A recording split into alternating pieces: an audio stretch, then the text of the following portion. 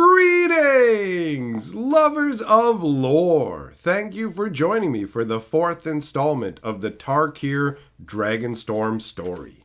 This part starts with Sarkhan and Taigam. Sarkhan is brooding over his lost planeswalker spark.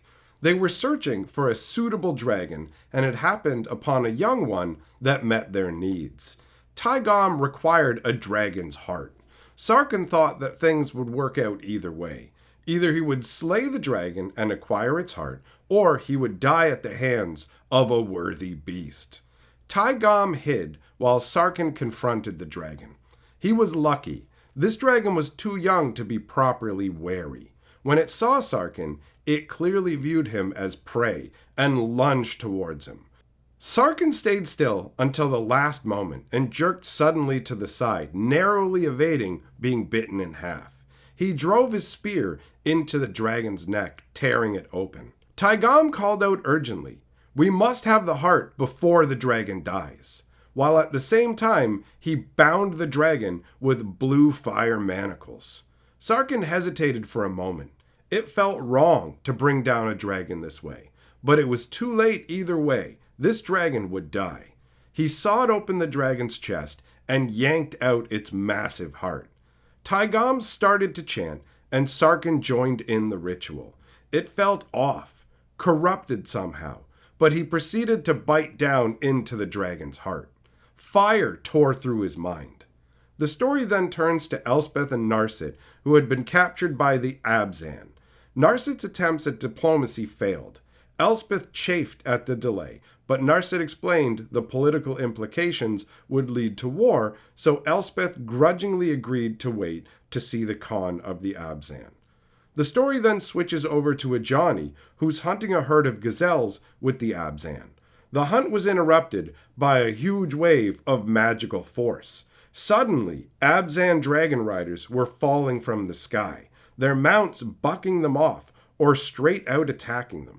The Abzan dragon soared upwards towards a massive red dragon. They were drawn in by the call of this behemoth. Ajani felt dread. He knew instinctively that this was Sarkhan. He had seen him call dragons in a similar manner before. Back with Narset and Elspeth, they were finally having an audience with the Abzan Khan Felithar. Felithar had never shed her simple soldier ways from before she assumed leadership. Narset explained the threat of the Dragonstorms to the multiverse, but Felithar didn't seem to care about anything other than Tarkir and was far more interested in why Jeskai had invaded Abzan territory. Minor dignitaries had started to filter into the chamber, and pointless bickering ensued. Elspeth prodded Narset. "We've waited long enough," as Narset explained about hearing a voice in the crucible and the temple in the storm. Ajani abruptly burst into the chamber, telling Felithar of Sarkhan and his taking of the wild dragons. Ajani then noticed Elspeth and Narset.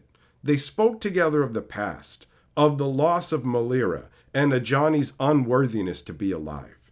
Elspeth told him to leave the past with the dead, but Ajani just laughed hollowly. Felithar interrupted the conversation to ask for details of Sarkhan and his dragons so they could figure out what to do next.